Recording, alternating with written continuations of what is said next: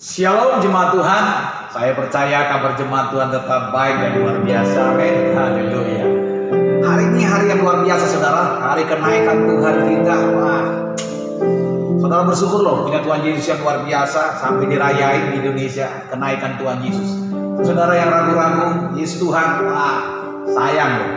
Bersyukurlah, dunia saja mengakui, bahkan kalender Indonesia saja mengakui Yesus benar-benar Tuhan. Yang menuliskan kenaikan Tuhan kita. Nah, ada satu pujian saudara sering nyanyikan. Sayangnya lagu ini sering nyanyikan kalau kita orang Sumatera Utara, sering nyanyikan kalau ada orang-orang berduka cita, sering kita nyanyikan ini. Tapi saya percaya ini bukan hal duka cita, tapi pujian ini sangat penting bagi kita, bahwa di ujung kehidupan ini ada kehidupan lain, itu surga yang kita serang nantikan saudara. Dan saya berharap kita semuanya jemaat Tuhan masuk dalam kerajaan surga. Amin. Oh Yerusalem, kota mulia. Amin. Hatiku rindu ke sana. Haleluya.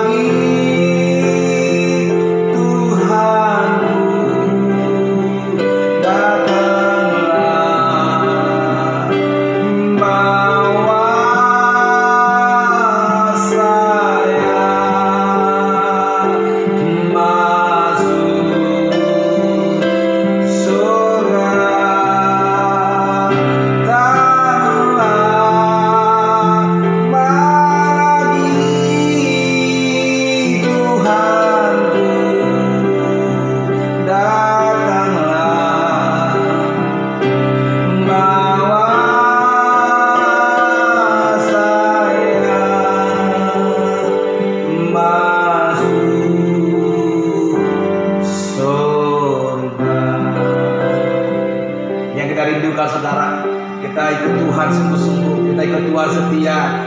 Satu hal yang kita tunggu-tunggu, kita masuk dalam ke surga. Amin.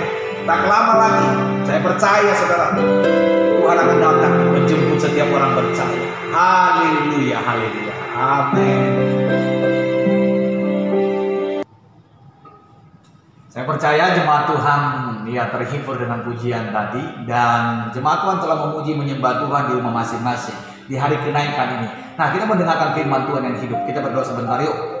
Bapa yang baik dan bersyukur di hadapan Tuhan, kami bersyukur Tuhan hari kenaikan ini Tuhan memastikan kami Tuhan bahwa Tuhan pasti datang kembali menjemput orang percaya. Dikuatkan oleh firman Tuhan dalam nama Tuhan Yesus kami bersyukur di hadapan-Mu. Haleluya, amin.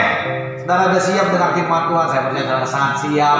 Alkitab yuk, tolong dibuka yuk sama-sama. Kita buka dalam Yohanes pasal 14 ayatnya yang kedua sampai ayat ketiga. Yuk kita buka. Di rumah Bapakku banyak tempat tinggal. Jika tidak demikian, tentu aku akan mengatakan kepadamu, sebab aku pergi ke situ untuk menyediakan tempat bagimu. Dan apabila aku telah pergi ke situ dan telah menyediakan tempat bagimu, aku akan datang kembali dan membawa kamu ke tempatku, supaya di tempat di mana aku berada, kamu pun berada. Namun kita baca ayat pertamanya dulu yuk. Firman Tuhan mengatakan, janganlah gelisah hatimu, percayalah kepada Allah, percaya juga kepada aku. Haleluya.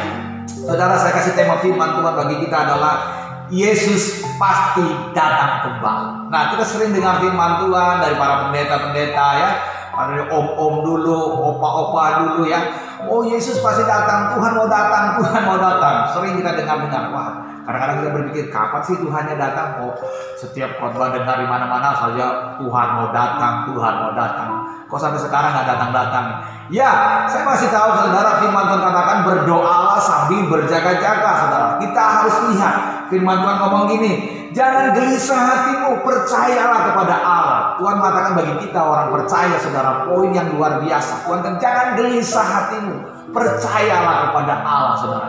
Kenapa saya katakan Tuhan akan datang kembali, saudara? Benar nggak Tuhan akan datang kembali? Yes, Dia akan datang kembali. Namun kita tidak tahu kapan Dia datang. Yang penting kita sudah siap tidak kalau Tuhan Yesus datang menjemput orang percaya. 2000 tahun yang silam Dia sudah berjanji tentang hal itu, saudara. Dia berangkat ke sorga. Dia katakan, aku akan menyiapkan tempat bagi. Saya mau siapkan tempat. Jadi saya mau kasih tahu bagi seluruh orang percaya, kau jangan ragu. Yesus benar-benar Tuhan. Jadi kalau masih banyak orang percaya meragukan tentang ketuhanan Yesus, betapa sia-sianya saudara mengikut Tuhan. Tapi saya mau kasih tahu saudara, Yesus benar-benar Tuhan. Buktinya apa? Ketika Dia terangkat ke surga, Yohanes pasal 18 ayat 36, Dia berkata, aku bukan berasal dari bumi ini. Aku akan kembali kemana aku berasal, yaitu surga, saudara. Itu menunjukkan bahwa Yesus bukan dari bumi ini. Dia berasal dari kerajaan surga. Mari kita lihat tanda-tanda situasi zaman hari-hari ini. Nah, kita bagi orang percaya jangan terlalu asik dengan persoalan kita, asik dengan keadaan kita. Tapi Tuhan katakan dalam segala keadaan lihatlah tanda-tanda zaman, lihatlah situasi hari-hari ini. Kira-kira semakin baik atau semakin suka, semakin merasakan aman-aman saja atau semakin sulit. Lihat tanda-tanda zaman. Tuhan mau kasih tahu bagi kita bahwa zaman ini pasti akan ada akhirnya, akan ada waktunya dia selesai semuanya. Namun saya mau kasih tahu, bagi siapakah tempat yang Tuhan siapkan itu? Nah, itu pertanyaan bagi kita, saudara. Dia pasti datang, dia pasti Tuhan katakan aku pergi ke surga untuk menyiapkan tempat bagimu, dan aku akan datang kembali lagi membawamu. Tapi saya ingin menjadi pertanyaan bagi kita, kira-kira tempat ini bagi siapa? Siapa sih yang akan menerima tempat ini? Siapa yang akan menduduki tempat kerajaan surga yang Tuhan siapkan? Nah, saya mau kasih tahu bagi kita orang percaya. Yang pertama, bagi siapakah tempat itu Tuhan sediakan? Firman Tuhan mengatakan, bagi mereka yang mengaku Yesus adalah Tuhan dan Juru Selamat satu-satunya dalam hidupnya. Kita baca yuk, nanti baca ya. Dalam Roma pasal 10 ayat 9 sampai 10 mengatakan, saudara apa? Surga akan disediakan bagi mereka yang mengaku Yesus adalah Tuhan, mengaku Yesus adalah Tuhan, dan mengaku Yesus satu-satunya juru selamat dunia. Jadi ketika kita mengaku Yesus sebagai Tuhan dan juru selamat kita, maka kerajaan surga menjadi milikmu. Amin. Namun yang menjadi pertanyaan, ayo bagi kita orang percaya, kira-kira Yesus sebagai juru selamat tidak? Atau jangan-jangan ada juru selamat lain di hatimu yang engkau sembunyikan, yang engkau tidak akui, saudara. Saya mau kasih tahu saudara, hari ini saya mau tegaskan saudara, jangan ada juru selamat lain di hatimu. Cukup hanya satu, Yesus, ya Tuhan dan juru selamat bagi kita. Karena kenapa? Dengan melalui kematian Tuhan di atas kayu salib, itu bukti pengorbanannya. Jadi bukti tanda darah Yesus akan menjadi saksi bagi kita nantinya di surga, membuktikan bahwa Dia benar, si Anu atau Bapak si Polan atau Ibu si Polan atau anak muda ini benar-benar dia telah saya selamatkan dengan darah saya sendiri. Yang kedua, bagi siapa sih tempat yang Tuhan siapkan ini? Yang kedua, bagi mereka yang menerima baptisan air. Saya mau kasih tahu saudara, Yesus sendiri Tuhan kita, Dia menjadi teladan terbaik bagi kita. Buktinya apa? Ketika Dia menjadi manusia, Dia juga mengikuti baptisan air. Baptisan air itu saudara, baptisan. Walau bahasa aslinya ada baptiso, artinya ditenggelamkan. Ketika Yesus berada di sungai Yordan, Dia ditenggelamkan. Dan sebagai orang percaya dalam Roma pasal 6 ayat 3 sampai 4 itu punya pengertian saudara. Baptisan air itu ketika Tuhan Yesus dimasukkan ke dalam air, itu sama dengan hal ketika kita dimasukkan dalam air, dosa kita itu dikubur saudara. Ketika Tuhan keluar dari air, dan ketika kita keluar dari air, itulah hidup yang baru. Makanya baptisan itu selalu ditandakan pertobatan. Ketika kita sudah dibaptis, mari kita bertobat. Amin. Saudara, sebagai orang percaya, kita belajar bertobat, meninggalkan hidup kita yang lama, kebiasaan kita yang lama, kita harus tinggalkan. Lihat, seperti pujian tadi, tak lama lagi Tuhan datang. Yang ketiga, apa yang kita bagi siapa tempat itu, saudara? Bagi mereka yang hidup di dalam roh. Tuhan katakan, saudara, ketika Tuhan punya pesan bagi umat Tuhan, bagi para rasul, ketika dia pergi, dia akan mencurahkan rohnya atas seluruh umatnya, saudara. Saya mau kasih tahu, saudara, poin kalau kita ingin mengetahui hidup kita ini akan mampu kita menjadi orang yang takut akan Tuhan. Kita akan menjadi orang yang setia. Kita akan mampu menjadi orang yang segambar dengan Kristus. Kita akan mampu menjadi orang yang penuh kasih. Kita akan mampu mengasihi musuh kita, mengasihi orang yang telah menghina kita. Itu kalau kita bisa penuh Roh Kudus, saudara. Saya mau kasih tahu bagi jemaat Tuhan, bagaimanapun upaya untuk hidup kudus, hidup suci, itu tidak akan pernah bisa selamat. Tidak akan pernah bisa kalau kita tidak hidup di dalam roh, saudara. Engkau berusaha ingin hidup murni di hadapan Tuhan. Kau ingin berusaha bagaimana kau bisa mengasihi musuhmu. Itu tidak akan pernah terwujud kalau kita tidak penuh dengan roh. Harus dipenuhi oleh roh, saudara. Orang yang dipenuhi roh oleh Roh Kuduslah yang mampu hidup segambar dengan Kristus.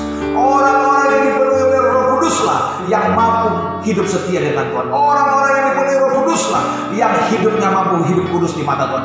Orang-orang yang dipenuhi Roh Kuduslah yang hidupnya mampu segambar dengan Kristus. Maka saya kasih tahu, saudara-saudara bisa baca nanti dalam Kisah Para Rasul pasalnya yang pertama, ayat kelima, pasal yang kedua, ayat ketiga sampai keempat. Bagaimana peristiwa-peristiwa umat Tuhan dipenuhi Roh Kudus, saudara.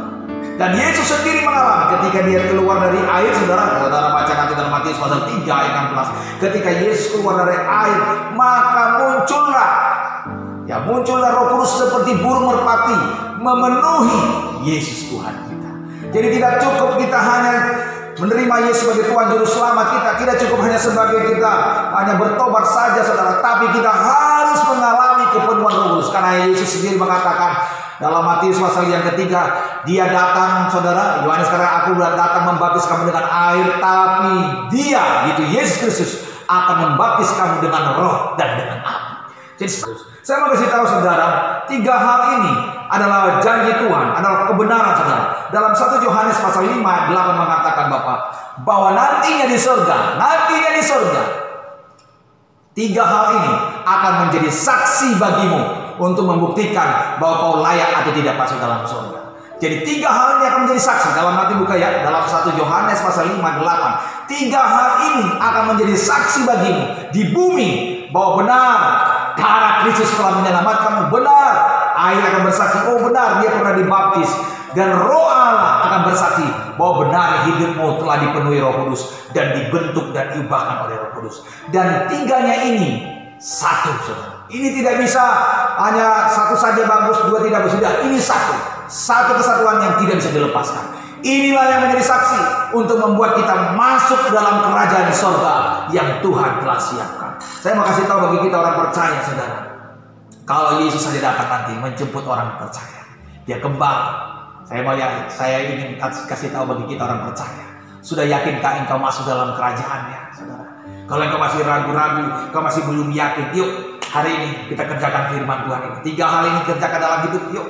Kau juru selama ini, engkau masih banyak, kau belum yakin Yesus sebagai juru selamatmu. Hari yakinkan Yesus adalah Tuhan dan juru selamatmu. Mungkin engkau, saudara, masih banyak dosa, pelanggaran, kau belum menerima baptisan air. Engkau terima baptisan air dan kau bertobat dan tinggalkan hidupmu yang lama, saudara. Engkau mungkin selama ini kau ingin berubah, namun kau tidak bisa berubah. Kau ingin penuh kasih, kau ingin lepas dari kesombongan, keangkuhan, keirian, kebencian. Kau ingin lepas dari hal itu. Kau ingin lepas dari kebiasaan lamamu. Yuk, hari ini terima Roh Kudus. Terima Roh Kudus. Ketika kau lakukan hal ini, engkau akan dibentuk, diubah segambar dengan Kristus. Ketika kita kerjakan hal ini dalam hidup kita, saya mau kasih tahu, ketika Yesus datang, kita tidak tahu kapan dia datang. Mungkin saja pada saat hari kenaikannya dia datang, kita tidak tahu kapan.